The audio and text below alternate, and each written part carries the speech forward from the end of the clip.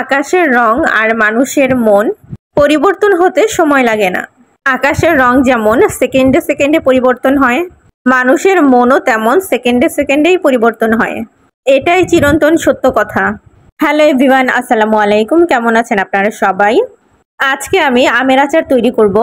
আর প্রত্যেক সিজনেই আমরা এরকম আমের আচার তৈরি করে থাকি। এই বছরও তার ব্যতিক্রম হবে না। আমার বাবা বাজার থেকে অনেকগুলো কাঁচা আম কিনে এনেছে আচার বানানোর জন্য। মা আমগুলো ভালোভাবে ছিলে নিচ্ছিল আর আমি এইদিকে চুলায় ভাত বসিয়ে দিলাম। আমরা আম ছিলতে ছিলতে ভাত হয়ে যাবে। আর যেহেতু আজকে আচার বানাবো তাই ঠিক করলাম আমরা ভাত আচার দিয়ে খাবো। আর সাথে থাকবে আলু ভর্তা, এই জন্য আলু সিদ্ধ দিয়ে দিলাম। আমগুলো ছেলা হয়ে গেলে আমগুলো ভালোভাবে ধুয়ে নিচ্ছিলাম। ধোয়া হয়ে গেলে সেগুলো কেটে নিচ্ছিলাম।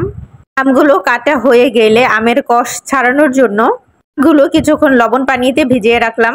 তারপর একটা ছাঁকনিতে পানিগুলো শুকিয়ে নিলাম। আর অন্যদিকে আচারে দেওয়ার জন্য পাঁচফোড়নগুলো ভেজে নিচ্ছিলাম। পাঁচফোড়নগুলো কিছুক্ষণ ভেজে চুলা থেকে নামিয়ে নিলাম। এখন পাঁচফোড়ন আর রসুনগুলো বেটে নিব। আচারে দেওয়ার জন্য পাঁচফোড়ন এবং রসুনগুলো বেটে চুলায় একটা কড়াই বসিয়ে দিলাম এবং তাতে খাঁটি সরিষার তেল দিয়ে দিলাম। সাথে কয়েকটা শুকনা মরিচ এবং থেতো করা রসুনগুলো দিয়ে দিলাম। এখন তেলটা ভালোভাবে নাড়াচাড়া করে নিব যাতে রসুনগুলো পুড়ে না যায়। কিছুক্ষণ রসুনগুলো ভেজে নিয়ে আমগুলো তেলের মধ্যে দিয়ে দিব। এখন আমগুলো কিছুক্ষণ নাড়াচাড়া করে তার মধ্যে হলুদের গুঁড়া, মরিচের গুঁড়া এবং স্বাদ মতন লবণ দিয়ে দিব। হলুদ মরিচ দেওয়ার কারণ আমরা যেহেতু ঝালটক আচার তৈরি করব, তাই এখন আরো ভালো করে কিছুক্ষণ নাড়াচাড়া করতে থাকবো আচারগুলো। এইদিকে আচারে দেওয়ার জন্য আমার মা কিছু শুকনা মরিচ গুঁড়া করে নিচ্ছিল। এখন আচারের মধ্যে শুকনা মরিচ, তেজপাতা এবং পাঁচফোড়নগুলো দিয়ে দিব।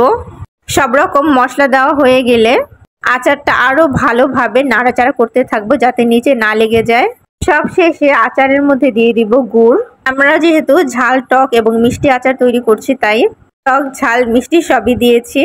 এখন কাজ হলো আচারটা ভালোভাবে নাড়াচাড়া করতে হবে যাতে নিচে না লেগে যায়। কিছুক্ষণ নাড়াচাড়া করার পর দেখুন আচারের লুকটাই চেঞ্জ হয়ে গেছে।